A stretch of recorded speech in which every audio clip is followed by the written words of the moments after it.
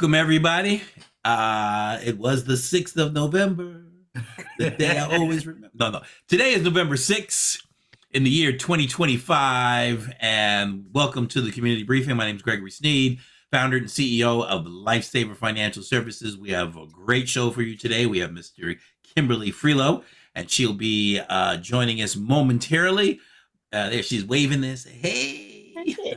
Uh, so sit back, relax, and enjoy our program. It's now my pleasure to welcome to the virtual stage the November Queen, the election results, get out and vote, community activated Miss Crystal Mitchell.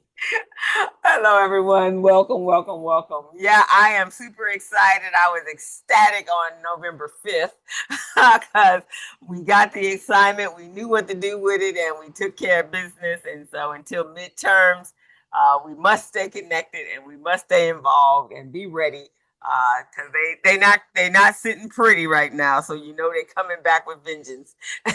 So we have to be ready for the vengeance. But welcome to the community briefing. This platform, as you all know,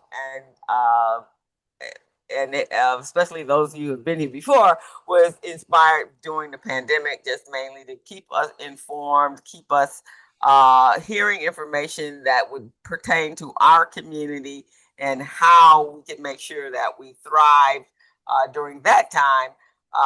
We were looking for money to thrive. Now we're looking for power to thrive. And so we are 6 years now, right? 6 years on air, and we have a fantastic team.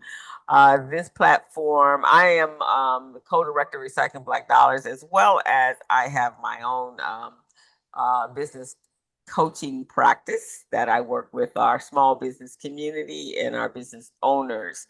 This platform is powered by Recycling Black Dollars as well as the BBA, and it's monetarily sponsored by Los Angeles LDC, Southern California Edison's, PCS, PCR,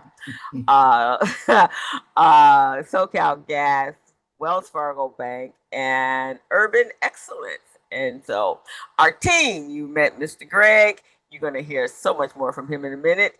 And then Ms. Robin, she's the other female energy who's also activist, power woman. And then Mr. Stephen Turner, I believe, I just saw him. He's the producer. And so this is the marvelous team of the community briefing. And we want to thank you all for joining us. Our regulars, Rochelle, Joseph, Warrior, Jasmine, Sherilyn, Renee, and two Jasmines, I think. Welcome, welcome, welcome, and we're glad to have you. And with that, I'll turn it over to Ms. Robin. Good day, everybody. Robin Billups from the Billups Group. I, too, am a business consultant, but more importantly, I am a registered voter. We've been talking about getting this vote out, and you guys bowled some strikes this term, this particular election. I don't know if you guys heard that in Kentucky, they were reaching out to their government because they were like, well, why aren't the polls open? They didn't even have anything on the ballot. People are showing up for themselves because what I think America is learning is that all of this stuff affects them every day. What they've done with what the current administration has done is it has revealed to people just how much their everyday life depends on who they elect, who they put in office, and what those individuals do. And if we don't hold them accountable, then we have to swallow it. But I'm just elated. I am elated about how things are going, which means that the battle gets bigger because we're figuring it out. So of course, the rules always change. But all I say is stick to it. The community briefing is here to inform, to illustrate, to illuminate, and provide resources. And the Black folks showed up and showed out on these votes.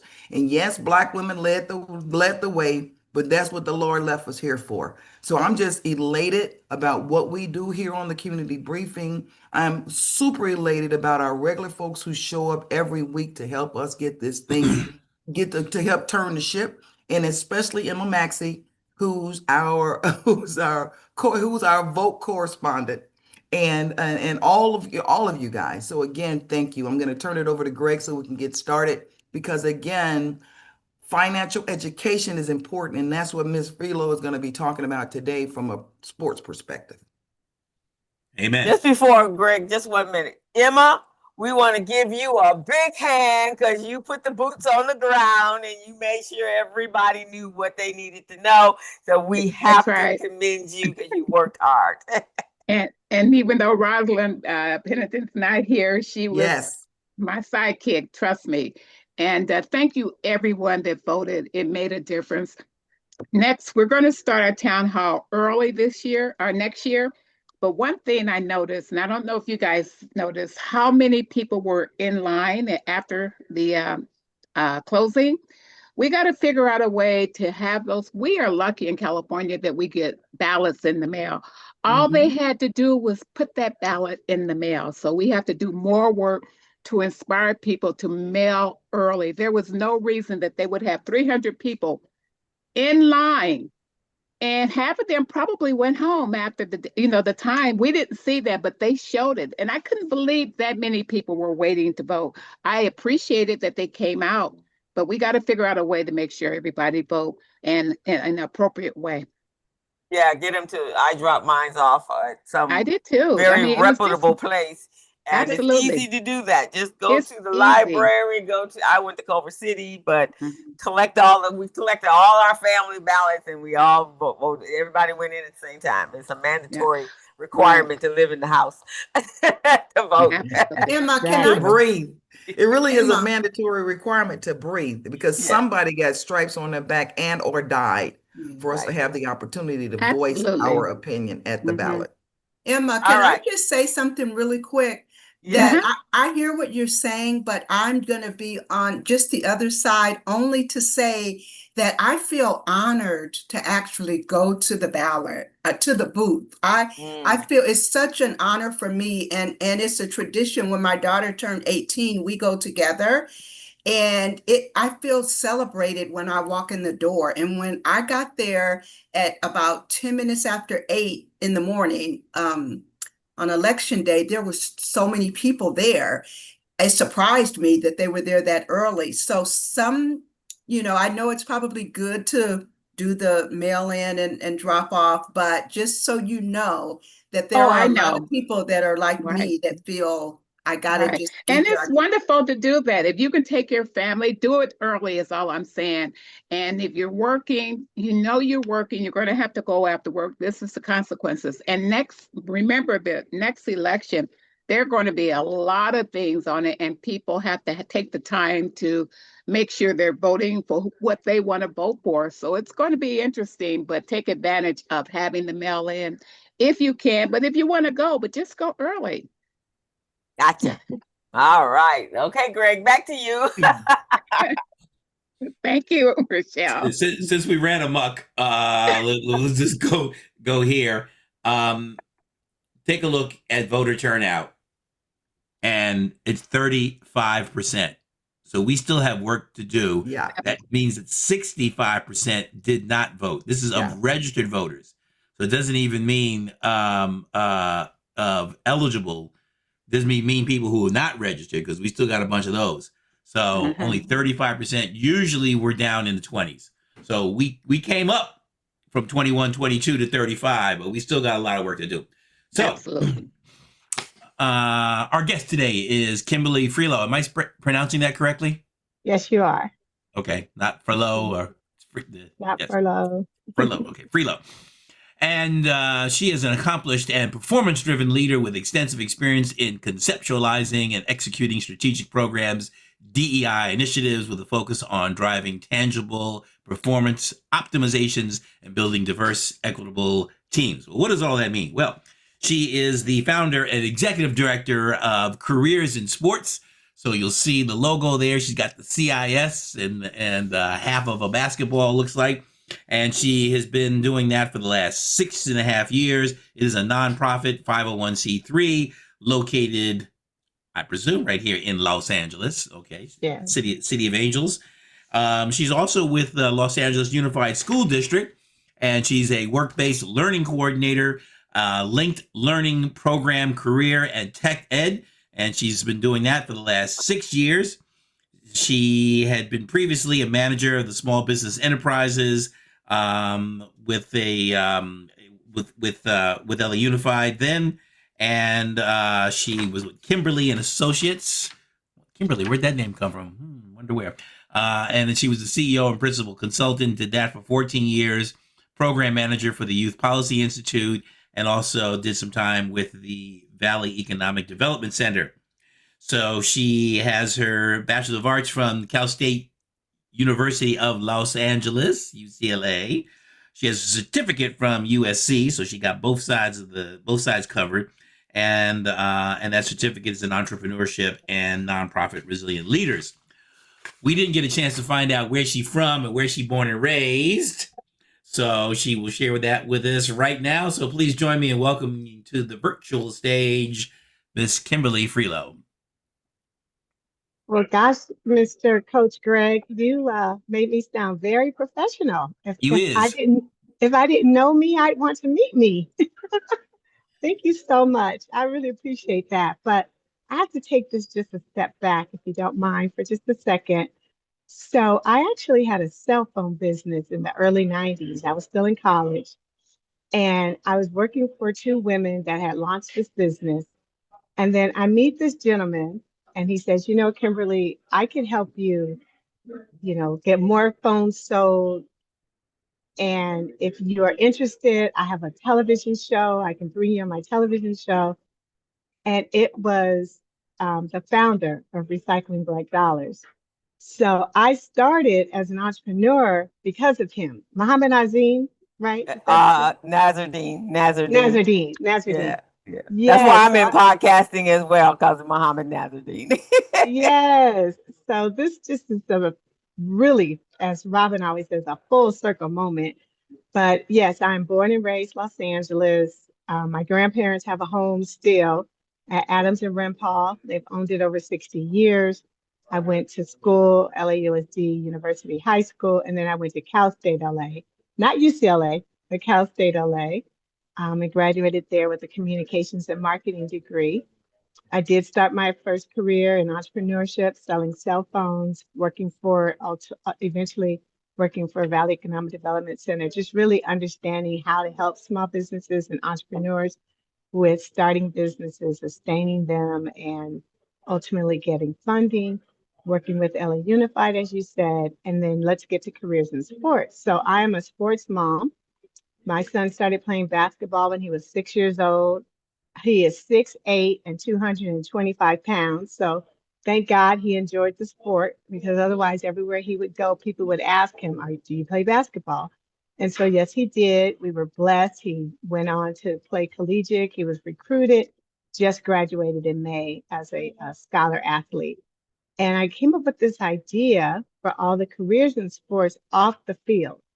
Because when you listen to these young people, many of them have the same story as my son. They have been playing soccer, basketball, baseball, football, Pop Warner since they were 7 years old. So then the goal is, I want to be the next Shador Sanders. I want to be the next Bronny James. I want to be the next Mookie Betts. But when you look at the numbers and you look at the percentages of those that go from high school to college, it's about 30%. But then when you go college to pros, it's 1%. But there's all these careers off the field that if we are able to introduce them to them early, then they have more of an opportunity to realize that dream as they continue to be adults. So our goal is to work with high school student athletes so they have the forethought to then look at colleges that may offer, data statistics, they offer coaching or training or sports medicine. So all of these careers that are off the field. And with that being said, we do have something now called NIL, and it's a recruitment tool. It did not start off as a recruitment tool, but I've been speaking to coaches preparing for this conversation. And even in my understanding of it from working with my son. So back in the day, 2 years ago, the recruitment went this way. you're in high school, you're a freshman, you should be playing in some sort of um, off-season league, right? AAU basketball, AAU football, some sort of off-season league. That's where all the college coaches would come to do recruitment. And then once they recruited you, they might come to see you at your high school games. They may speak to your high school coach, but really your recruitment status, unless you're like top 50 in the country, would start on that circuit. And for my son, it was the Elite Basketball League with Nike. But what has changed now is parents like me who would say, okay, if he's recruited, are you going to make sure he gets a scholarship to finish his degree? Are you going to make sure that he's able to have a dorm? Are you going to feed him? Those are my three top. Now parents are saying, well, how much money are you going to give me? Because my son is top 50 in the country. He plays football, he plays basketball. Everyone knows his name. How much money are you going to give me? My son's best friend is getting his master's degree. They offered him $250,000. One of their friends that's a sophomore, oh, he got $750,000. So we're talking a lot of money now, and parents know this. But what do you do with all this money? So with CIS, about 3 years ago, Citizens Bank came to us with a program called Financial Football or Financial Soccer. The goal is to raise the financial acumen of these students, especially those that are receiving all of this money. And we want to prepare them so that they don't get into, too much credit card debt. I was the one at Cal State LA the first week of school. They gave you all those credit cards. I had 10 of them with no job. Okay, so not any job, just my Pell Grant. So we want to make sure they don't make that mistake and they get all this liability early. And we're trying to help them understand too that student loans are not the only way to go to college. If you're not recruited with your scholarship for basketball, let's keep your grades up so you can get an academic scholarship. So Citizens Bank has this program where for 3 to 6 weeks, you learn all of these concepts, you learn this information, and then you're tested in this game. And when I tell you the students played the game like they were playing any one of their, Fortnite, any one of these games, answering these questions, it's amazing to see. So we have really pivoted now to look at more of the financial side. We've gotten funding from the Northeast Valley to bring a lot of this information to the parents and the students in the Northeast Valley, where you have a lot of immigrant families. Definitely still staying focused on introducing the students to the careers off the field through our expo, as well as getting them work ready. So in my job at LAUSD, we have all these internships. So we teach the students about cover letter writing, resume writing, mock interviews, so they're work ready. So when you go to apply for a job with the city as a youth, you are prepared and you understand what it means to manage a job while you're in school. So these are the areas that CIS is working on and partnering with different athletic directors. We partner with schools in order to ensure that our students are well prepared. The conversation I really want all of you to know too is if you have student athletes or parents that are looking to help their students get these recruitment opportunities and these scholarships, Robin and I were on the phone with a coach yesterday because I just wanted to make sure I was up to speed on what's really happening as we speak. He said it's all about the parent doing their own research. Kids are jumping from school to school, looking for the opportunity to play, looking for the opportunity to be seen, looking for an opportunity to ultimately receive this money. But coaches don't always tell you the truth. They just don't. So you have to do your research. You have to make sure that your student athlete is somewhere where the coaches care about them and where they will be seen, where they have opportunity to actually go on to college because the recruitment has changed so significantly. When my son was in school, it was your junior year in high school where they really came out to see you. Well, now you have students that are eligible to play and they're like 25, 26, 27 years old. So the freshmen that had those opportunities are not getting them as quickly as the person who's been playing for a while and they just happen to have more years of eligibility and they're bigger, stronger, faster. So that's something that I really want parents to understand and to know and to find a team of people that you trust. I've said a lot. Are there any comments or questions? I can keep talking. Well, Kimberly, one of the things that Coach talked about yesterday is the fact that to your point, that the parents need to do their due diligence. And one of the things that he mentioned is the fact that, how do you build this character, this stamina that these students are going to need? And one of the things he talked about is this whole idea that these Black students, especially minority students, are transferring to these majority white schools with the great name and the great this, that, and the other. And they get there and they're not given what they were promised. And I think that one of the things, talk a little bit about the whole due diligence process. Some of the things that you did, some of the questions that you asked, the visits that you made, because again, it truly aligns with what Coach told us, validated yesterday. Absolutely. So my son was recruited by a small Christian high school. We live in the Valley, in the Northeast Valley. I'm sorry, in the North Valley, called Heritage Christian. His dad and I were going to send him down the street to the public school, El Camino, and all the coaches there knew him because he had been practicing at El Camino his entire life. So we were like, why should we even? And they were offering him a scholarship, and we were thinking, well, why are we sending him to private school? Well, once again, what we found out is that circuit, in order for him to actually have opportunity to go on to college, you want to be aligned with a school and a coach that has that circuit of coaches that they're in contact with for college.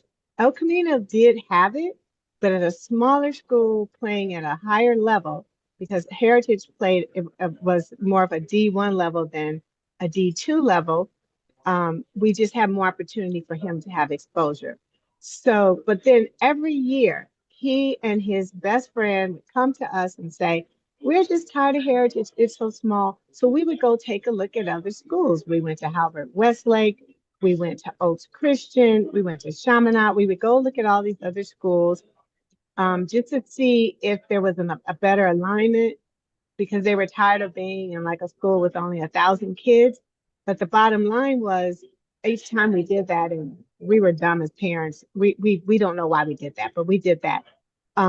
What we would discover is it's really about the student being in the environment where the coach can care about them.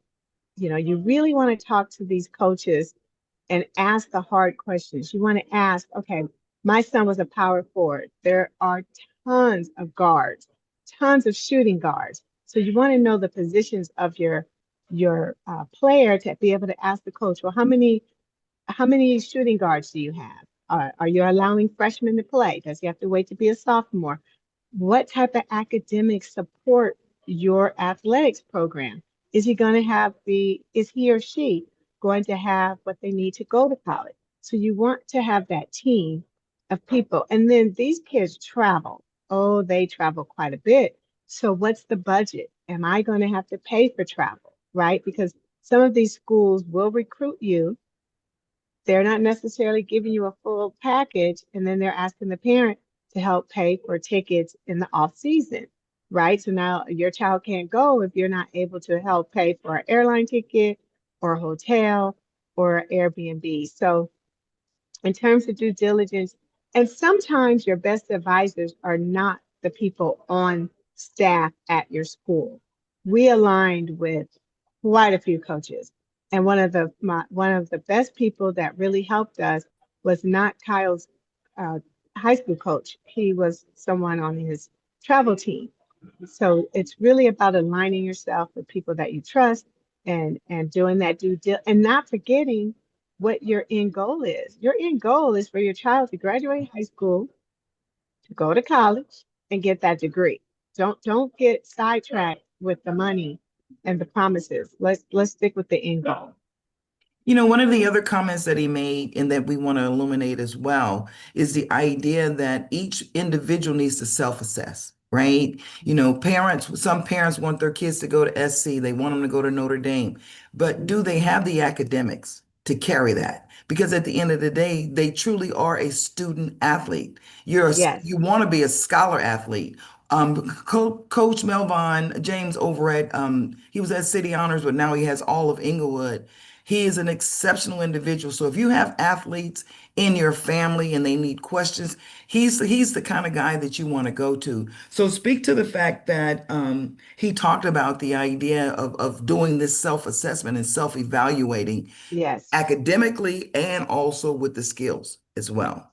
That's excellent because my son was recruited by Princeton and Stanford. He had the grades at the time, but he felt that that would be a little stressful to try to keep up with his grades as well as be on a very high performing team. I have a girlfriend, her son is a decorated gymnast. He actually will be training soon for the Olympics. And he had lots of opportunity to go to some of the more top gymnast programs. Ohio State, I mean, his entire life, I'm going to Ohio State. But once again, when you look at the academics, what really works best for your child? Because you know that they are a student first. That's what Mhm. we've taught them, to be a student and a scholar. But you do not want to put them in a situation where the academics is too challenging and they're not getting any time to really study or to have, nurture relationships outside of their chosen sport. And I think coaches discussion about that around some of these students being recruited for these private schools that are predominantly in white areas, very wealthy, is extremely important when you look at what types of relationships are your child going to develop, especially if they're going, 20 miles even in Los Angeles away from home. They're not being able to nurture those friendships, those relationships, go to friends' homes after school. So some of those dynamics you have to really take a look at.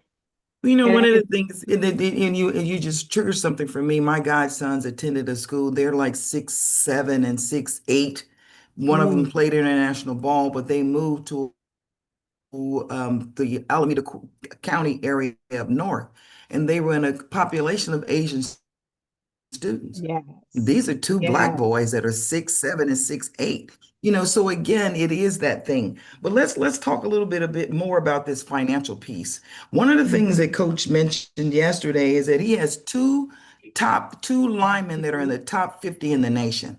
And the Yep. offers are coming in on NIL in $500,000, you guys. This is when you think about what they're offering these students, it tells you just how much money is in the system, right? And so what happens is people tend not to negotiate. They tend not to put their ask on the table because they've never been here before. So let's talk a little bit about the financial education piece of what CIS does, the alliances that you created and that type of thing. Mhm. Absolutely. And it's really important too, because we've heard story after story over decades of athletes making millions of dollars, and now they've filed bankruptcy, they've overspent, they've had these large teams of people that they've tried to take care of, they bought their mother three houses. So it's a cycle. It's just been something that financial literacy, unfortunately, has not been one of the pillars that athletes and actors, we've just heard these stories. So when Citizens Bank came to us and said, hey, are you interested in this program? We think it would work well with your athletes because we're going to teach them financial literacy, and then it will be something that they can really connect to through playing this game after a few weeks. So with Citizens, they actually have volunteers in their different branches, even in their corporate offices out in Orange County, that would volunteer on Zoom, because this was in 2023 when we started. So we were still on Zoom, that would come on Zoom after school and teach different areas of, so, the importance of savings, the importance of good credit, what's the difference between an asset and a liability, how to watch out for fraud, how to watch out for scams, how to save money, how to pay for college. Oh, by the way, you probably want to get your first car. And then we because we knew that this NIL was something that many of these athletes would be able to have access to. They absolutely taught them about budgeting, creating a spreadsheet so that you can watch your expenses. Many adults don't do that. We just get a paycheck. We know we have to pay the mortgage, the rent, the food, and the rest is ours. And we just spend it. So they taught them how to look at their expenses and to see where you can save. And you want to make sure that you include savings as an expense, right? So that you have that nest egg. And we did this actually with the Inglewood High School football coach. Recently, he reached out to Robin and I and said, "Hey, I have another group of students that are really going to get NIL money. I would love for you to do financial literacy again." He said, "My last group, my seniors, are still thanking me now that they're in college. They have to manage their money, they have to pay their dorm, because at the D1 level, they actually give you a check, right? So each month you're paid a paycheck like as an employee, and you're responsible for paying your dorm fees and paying for your food and managing your money. So they were so thankful that the coach had them in our class because they understood that concept. So we now have a relationship with Deloitte Financial Services, and Deloitte takes them on a field trip. They bring in staff members to speak with them throughout the day, how to get involved in careers in accounting. And once again, just really understanding the importance of financial literacy and managing your life from the beginning. What I love about Deloitte as well, they have really looked at living in Los Angeles, right?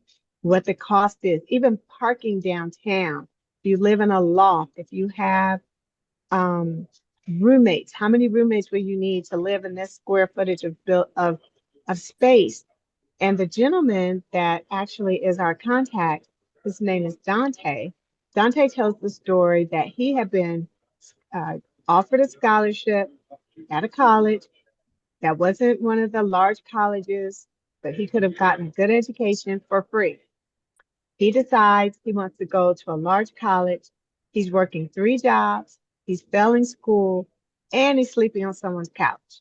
And he racks up all this debt in 2 years, only to go ahead and go back to the college that had offered him the scholarship to begin with.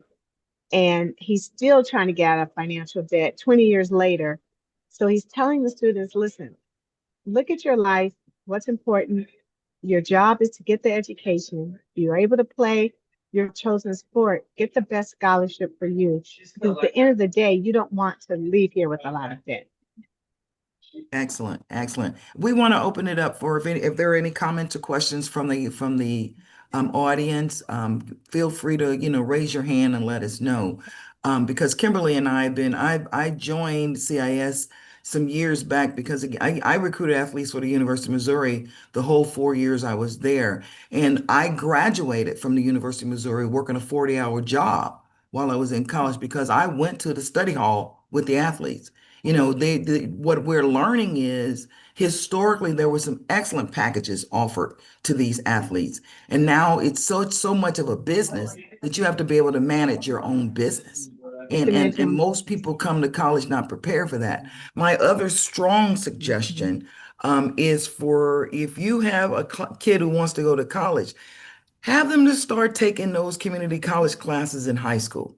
Yes. You can get your high school Yes. diploma and an associate's degree by the time you are a senior in high school. Now you're in the transfer portal versus standing in line with the 12 million who's trying to apply to go to UCLA or SC or whatever school you're trying to go to. So though that opportunity is free to high school students to start taking those classes, even if you don't get the associates by the time you graduate, you start taking those classes, you get yourself accustomed to being independent. Because when you're in college, your mom's not there to call you and ask you, did you wake up on time? Did you have dinner? Have you paid your rent? This is when the adulting takes place. Crystal, And something I just wanted to, oh, I'm sorry. Crystal, Oh, can I that's just go add ahead, something? Kimberly, and then Crystal's gonna pop in. yeah. I Finish up what you're saying.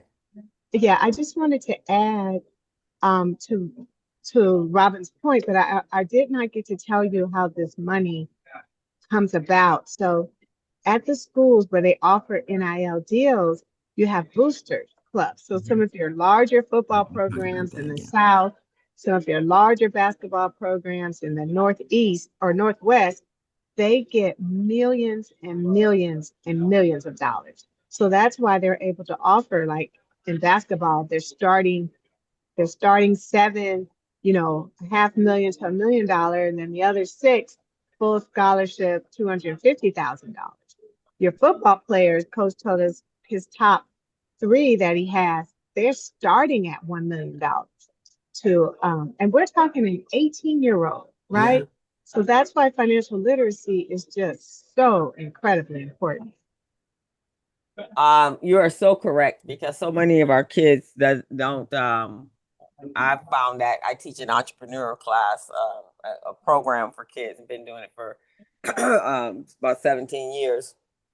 And that's part of our curriculum. We take them to the Junior Achievement Foundation, and they do a whole thing on it. And, kids come out just transformed. And now they're ready to inform their parents. Um, uh, one of my best friends, he's the father of Deshaun. Uh, Boy, I just lost his name. Played for the Eagles. Excuse me. Jackson. There you go. Wow. Deshaun Jackson. And so his father and I had known each other before he passed away. When his oldest son was recruited by the Kansas City Chiefs, and Byron actually got hurt in scrimmage. And he was a phenomenal ball player. Had played for San Jose State, Santa Monica, and so he was recruited by them, but he got hurt. So his youngest son was Deshaun, and he was like, "Okay, we're gonna do this differently." And he was with him like glue. He spent his whole season, from the time he was in Pop Warner all the way to when he first was recruited by the Eagles. But that was one of the things that he did with his child. He made sure that he understood, based upon the experience he had with his oldest son, and what happened to him. But he also insisted that education was primary, was the priority. And so he is now a journalist. I think for a while he worked for Fox Sports. Now he's a director, and he's directing his father's story, and the journey of Deshaun as he came in. And I think they just started another they're doing another documentary on some things that Deshaun is doing. So that's very, very important what you do.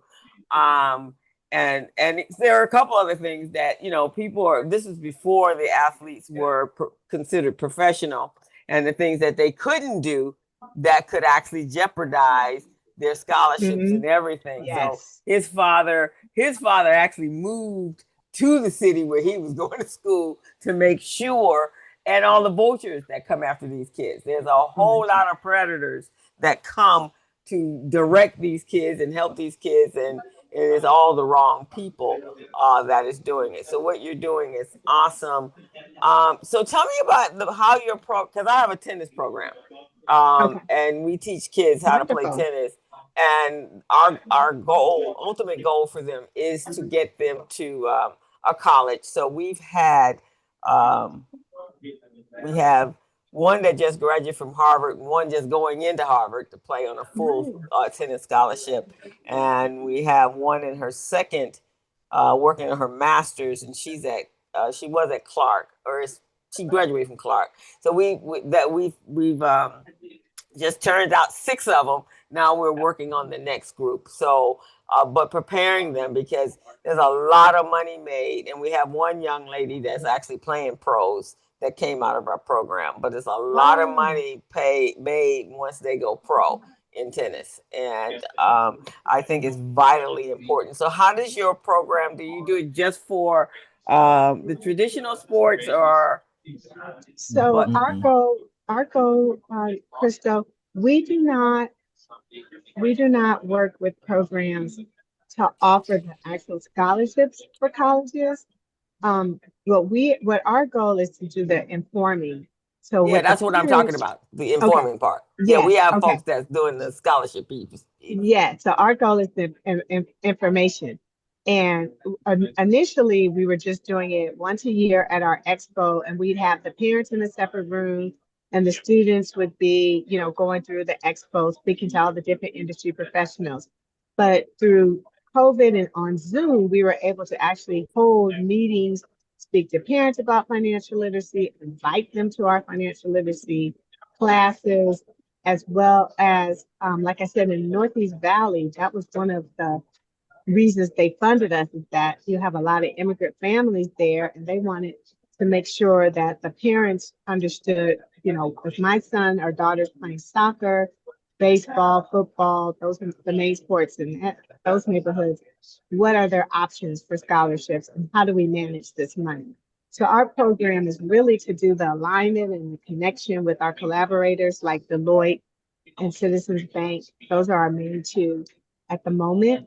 And to just ensure that the students understand what their responsibility is and how the parents can help them, as well as we do offer a scholarship. So we've had student board members, we've had students who have gone through our program from ninth grade and have graduated. So they can qualify from us for a scholarship. The most we've given so far has been $1,500, but helps with books and dorm and Of course. Airline tickets. airline tickets. Well, Exactly. you know, and see, and Crystal, what she's saying is this: what we're looking at is how do we illuminate all of the other opportunities if you don't get picked up? If you love tennis and you run out of your years that you can play, or you never get picked up to play, but you want to stay affiliated.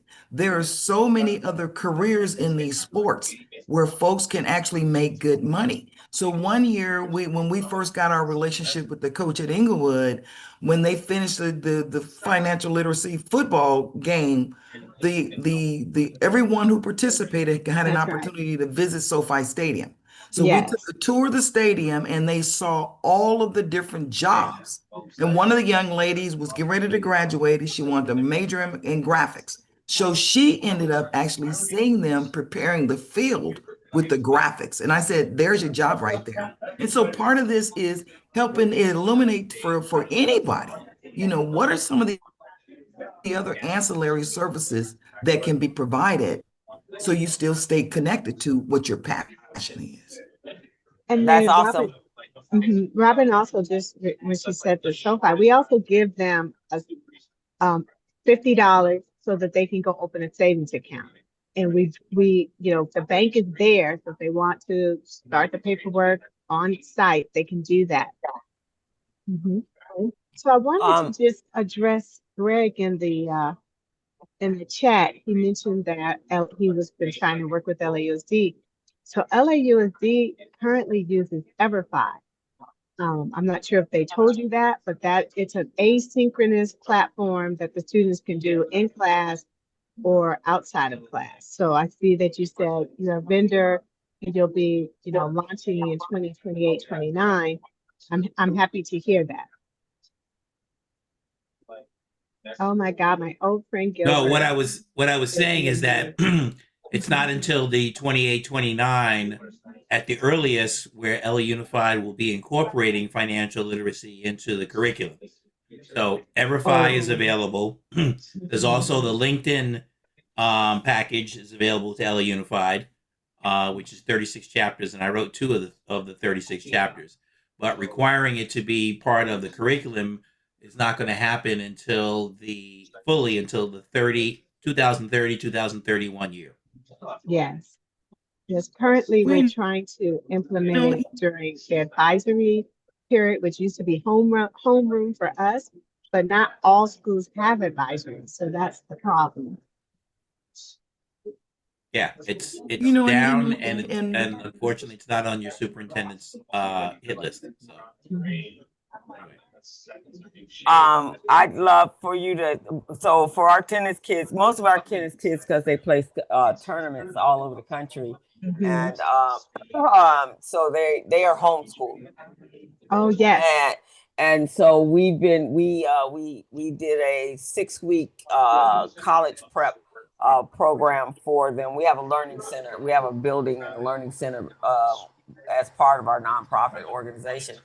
And so I'd love for you guys to come out and talk to our kids that are of that age group. We have a number of them in high school, just started high school in the next 2 years, which is critical. We have 2 that's in 11th grade right now, and so we're working with them. But we are actually associated with the USTA, so there's a lot of opportunities and money that come to the kids that we can create these leadership programs for them. Because of that, and they take that. That's very important for the USTA and us being in the NJTL, which is a junior tennis league. So I'd love to, Robin, you guys come out and talk to our kids. We can arrange something. And I'm doing an entrepreneur program this spring or in the beginning of the year, so that they too can understand that you can create businesses and you can create entrepreneurial skill sets that you can then get jobs in the tennis industry, which is tremendous. And so that's something that's on our goal list for next year. I have some. How many students do you have? We have high school students. I think we have 20 of them. Yeah, I was going to say, if you have a group of 20, we may be able to get a field trip to Deloitte. I could speak if the parents could bring, if you guys offer busing, we could see how we could get the parents to bring them when they're maybe on winter break, because the field trip would have to be during the daytime. Okay. If we cannot get them to Deloitte will come to you. Okay. Dante is just committed to as many students hearing about financial literacy, definitely entrepreneurship towards working in tennis, but also potentially somebody might, the light bulb went on for these football players about their accounting careers. They were really interested in that. One of my friends, she's actually my longest friend, families lived across the street from each other. Her husband was a decorated football player, but their kids all played tennis. They were homeschooled. They 2 of them went to college on tennis scholarships in Atlanta, and her son, to your point, stayed connected to all of his trainers. So his trainers hired him while he was in college as an apprentice, and now he has his own training program and trains young folks on the fundamentals of tennis. And he's only 24 years old with his own business. Yep. Yeah, we bring our kids back. Please speak to one of your students this past session with the Urban League, who came up with the health tracking. Karen Blackwell's granddaughter. Yeah, Karen. Oh, yeah. She has she's coming up with an app. The program I do in the summer is we do 2 cohorts, and we do about 35 kids per cohort. But she's a soccer player, so she is going to create an app or develop an app that kind of helps train them to prevent them from being injured. And so, yeah, she's big. Yeah, it's pretty big. So we're working with her, and a number of our kids are doing programs like that. In the tennis world, in our tennis world, we are really focused on that because they are homeschooled, our kids don't get some of the auxiliary programming that schools provide for them.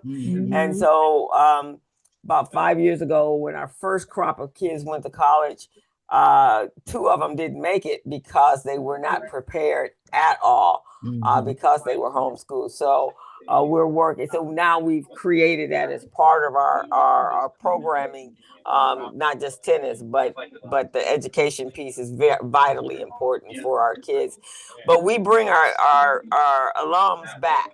They actually become coaches. We pay for their certifications and so forth, and get them trained, and they come back in and work with our kids, and then we help them, and then some of them will created merchandise and, print on, on demand businesses. So we try to create this nurturing family within our tennis program. So they always come back to us to assist with our younger kids. That community piece is critically important. The other thing that, we had a question in here, Ms. Williams said, and her grandson is interested in soccer. The AS. I was about to look it up for her as well. I forgot what it's called, but there's a league. If you're anywhere near Ladera Little League, they have a huge soccer program up there. Two of my granddaughters are playing up there now. The other thing that I would strongly suggest, reach out to these. We created when we were working on careers in sports after the COVID, we were trying to identify some coaches that we could work with. And Coach Melvin over at Inglewood High School was the only most attentive. He was the most attentive individual because it's all about his students. So I strongly suggest to talk to these coaches. If you see a soccer game going on, stop for a minute and go and speak to those coaches, because those are the people that are committed to ensuring that these kids are having a good time. Some of them get a little serious about winning, Some of them really do get serious about winning. Be very, very careful about getting on these traveling teams because you literally have no family time.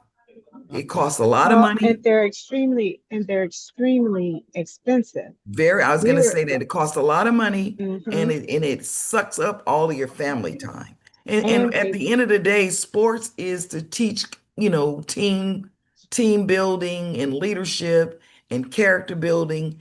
It's especially when we're talking about kids. We've allowed the creep for life and commerce to creep into these kids' childhood. And so again, the critical thing to me is financial education.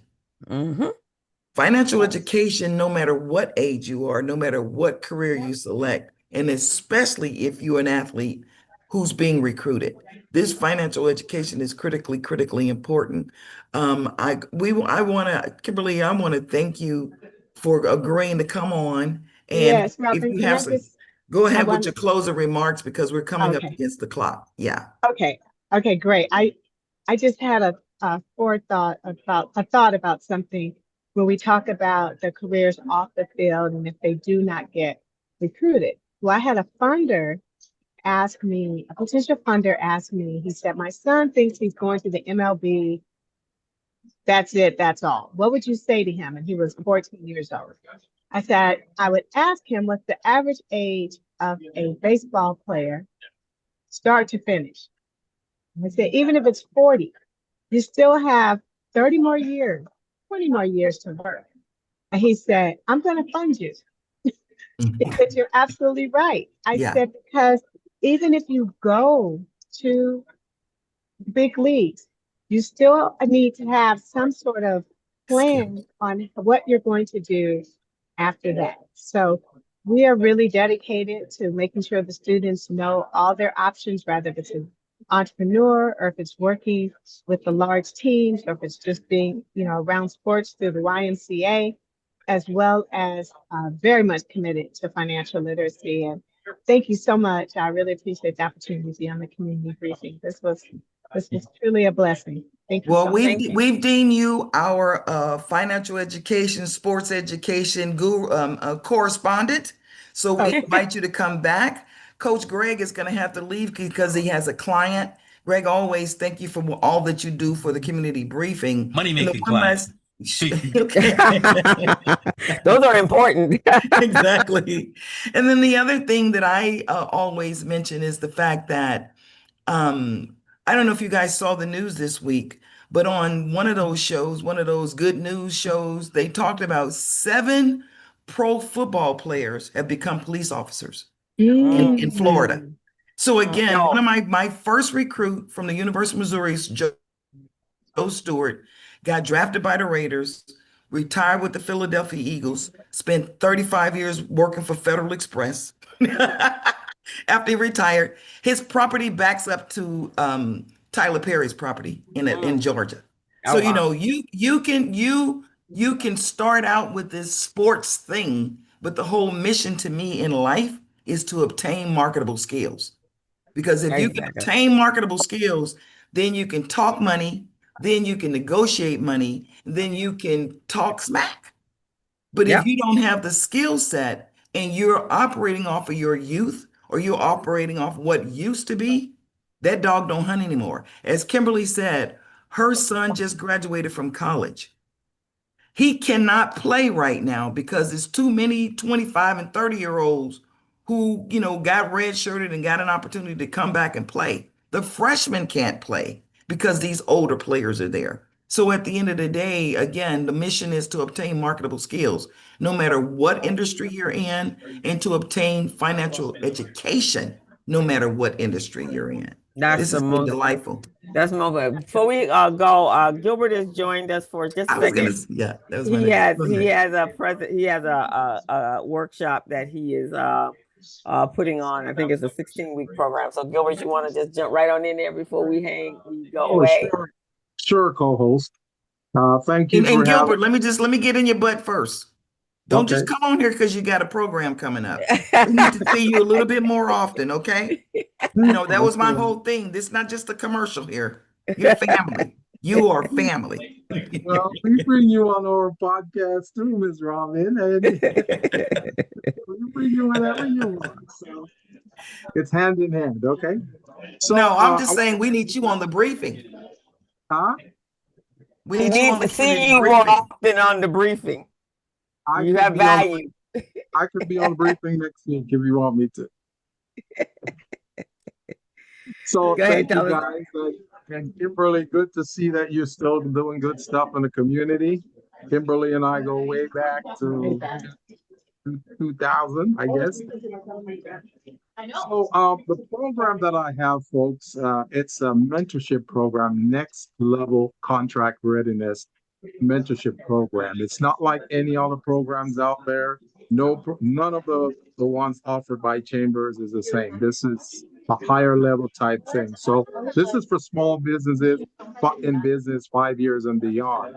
And what we're trying to do is to help these businesses become contract ready so they can participate in the FIFA World Cup 2026 contract and procurement opportunities, as well as LA 2028 Olympics for contract opportunities. Not too many small businesses even think that that there might be opportunities in those areas, but because I've been around the block, I've been in the industry for over 30 years, I know those things are there.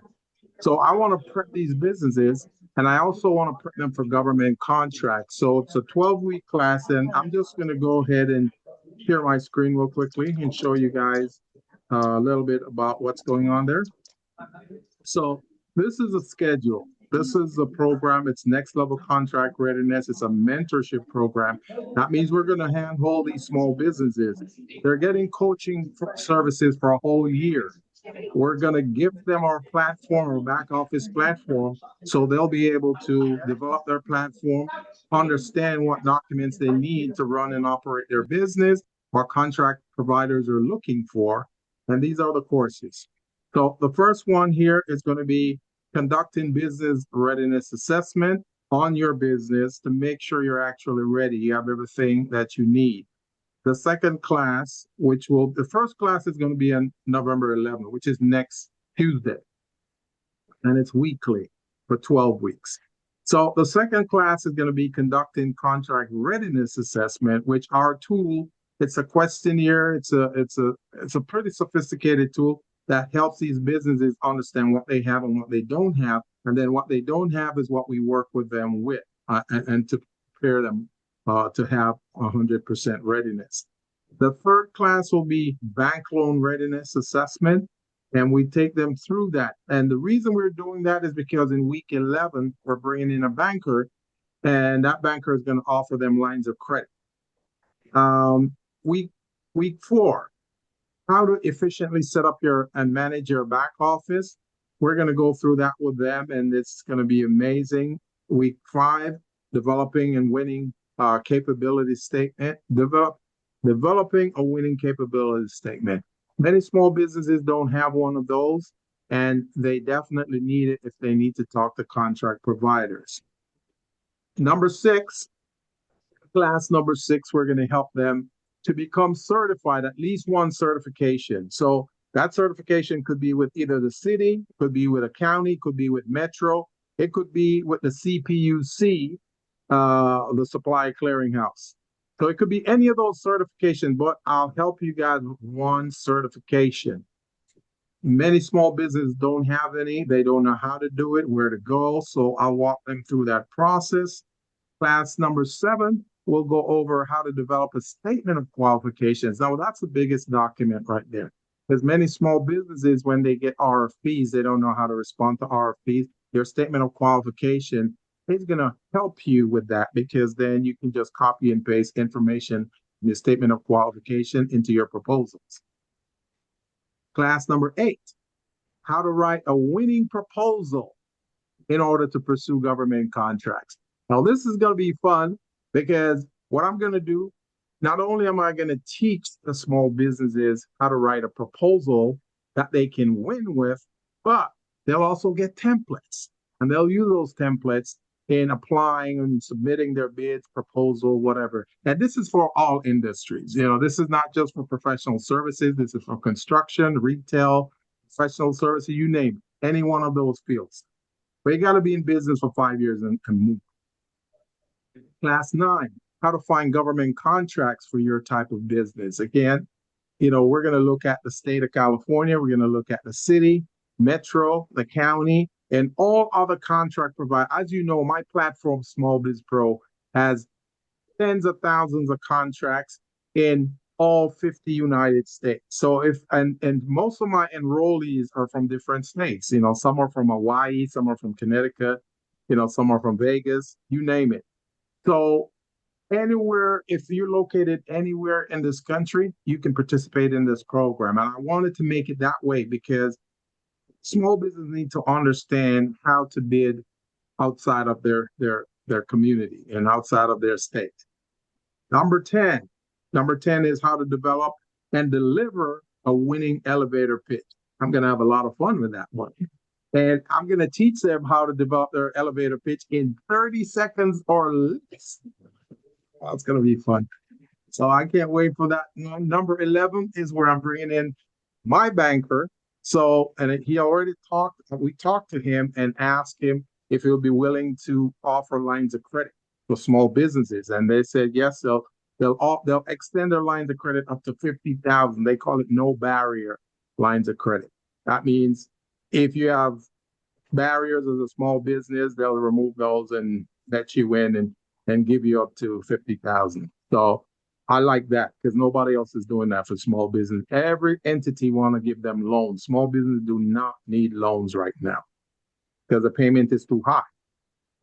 Number 12, QuickBooks. This is where my co-host Crystal comes in because she's going to be teaching that class. She's going to teach these small businesses how to read their financial statements, how to recognize and understand their balance sheet, their P&L, and also, what is needed by contract providers. So this is what it's going to cover. And the program, again, like I say, you're going to get hands-on coaching, and that's going to be for a whole year. You're also going to get consulting, anything you need. And I'm going to research your industry and see what contracts are available in the system for your type of business. So I'll research it, bring it to the table. We'll sit down, we'll discuss it. We'll put the proposals together. We'll put the bids together. My job is about winning. I'm not just blowing smoke like many of these entities out there. I call them the usual suspects because that's all they do.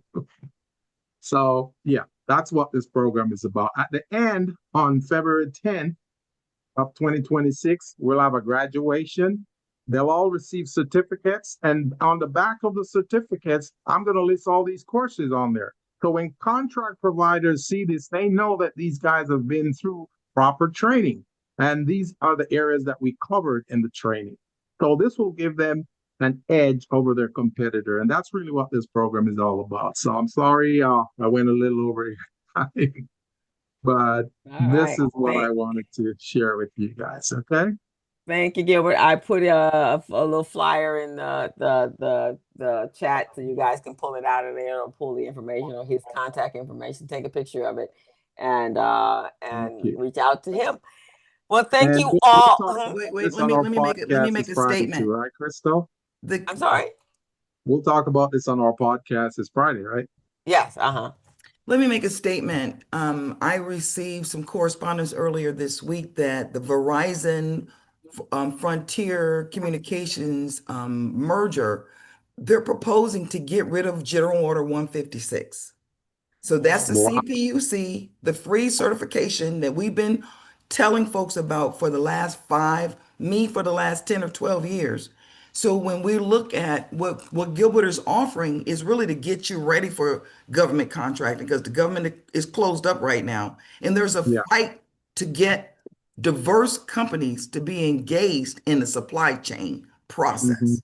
So what we need for us to do right now is to raise your hand and say, CPUC and federal government, don't get rid of that General Order 156 because the General Order 156 is how diverse companies have had a chance to participate in the supply chain. Emma has that experience. We're not just talking about electricity, we're talking about all the utilities and the telecom. Yes. So Yeah. again, when we're talking about opportunity, one, you got to get ready, which is what Gilbert is talking about.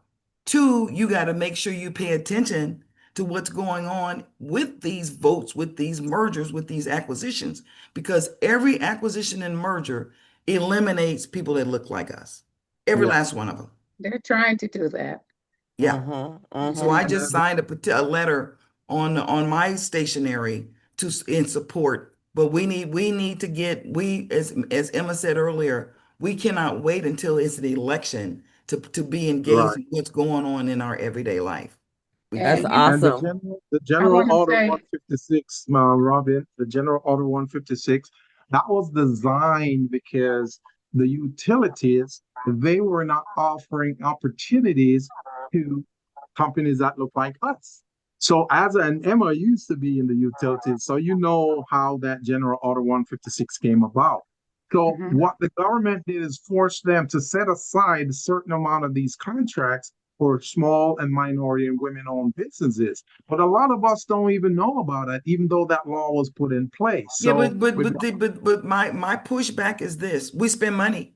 If we're spending money with Verizon, why are we not asking them for contract exactly, opportunity? We spend money exactly. with Edison, if we spend money with California Water, we Yeah. have to learn how to raise our voices because we're Mhm. how many billions of dollars in spend? We're like the highest community Hundreds of in billions. spend, but we have to own where we spend our money. The Yeah. reason why Kimberly Frelow got into entrepreneurship was because of Muhammad. The reason why Yeah. community briefing is around is because of Muhammad. So there have been people who have sacrificed and suffered for us, and we have to elevate our voices. We have to. We have to. Yep, just like we do with the vote, we have to do with it's Yep. vitally important Across the that board. we do it because there is this is nothing that they do for to stop us is a coincidence. It's Right. intentional. Everything they do is intentional, and so we can't assume just because they smile in our faces that they really want to give us all the opportunity. They'll give you so much. See you, Joseph, but it's limited as to how far they're gonna let you go with it. And definitely if you start speaking out and being powerful, that ain't gonna fly. So we have to use our voices and we have to use our power and we have to do everything that we can to make sure that for me it's all about the next generation. Yep. That's all I care about is the next generation. How do I help the next generation be able to do what we have done? Because right now they can't And do that. Crystal, to your point, the next generation has seen so much and suffered so much. They want to fight. Yeah. They want to be vocal. So what Yeah. we're trying to do is equip them with information, and again, Kimberly, thank you so much for what you brought to the table. Because again, We spend a lot of money on sports. We spend a lot of time in sports. But for some strange reason, we don't see the ownership part of it. We don't see the other opportunities if it's not on the field and on the court. Right. We don't see those other opportunities as beneficial. And why not? Right. And why not? There's some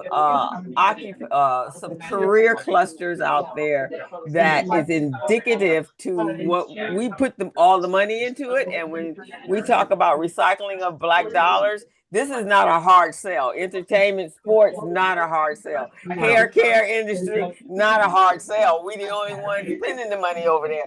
So that's what should be happening. We should be in those sports because we know people we're those people that are making them rich. And so we have to be able, in sports especially, oh my God, until they change for the Olympics. right, because they haven't, the football players and basketball players, they've made those universities hundreds of millions and thousands and billions of dollars, and now they're giving them 100,000 or a $250,000. That's not even a percentage of because they're the ones on the street. And even Coach said a couple of them may end up with $1 million, but that means they're making billions. If they're making billions, $1 million, they're making billions. Billions, right? They just throwing you some change. Yeah, exactly. This is good. Very, very good. All righty, guys. So thank you again. Thank you, Kimberly. Come back anytime. Gilbert, come back anytime. In fact, I don't know what you and Emma are doing on Friday, but if you guys want to, tomorrow afternoon, you want to pop into the business zone and talk about the importance. PUC for sure. I would love to. And certification. I will tell anybody, if you can start now, get certified through the clearinghouse. It's free. It's free. Certification is good for 2 years. All the utilities are regulated by the CPUC. That means you pay a utility that regulates. I mean, you own a utility, whether it's phone, gas, water, whatever. You're paying money. And you letters should go to the PUC to make sure anybody that want to get rid of it, advocate and say, no, we're not getting rid of it. We're paying our money too. But it's and to your point, Emma, this is what's making me crazy. What's making me crazy is we've been talking about this. We keep sharing information about what is no cost to you, and all of the no cost to you stuff is going away. It's going away. So take advantage while it's still there. It won't. I mean, I don't think they're going to get rid of the clearinghouse. They're getting ready to get a new contract for the clearinghouse. So.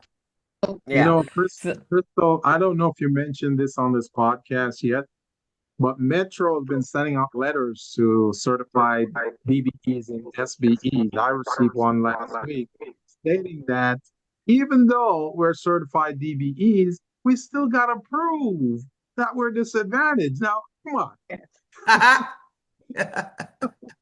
I don't understand that at all, but I know where it's coming from. It's not coming from Metro. It's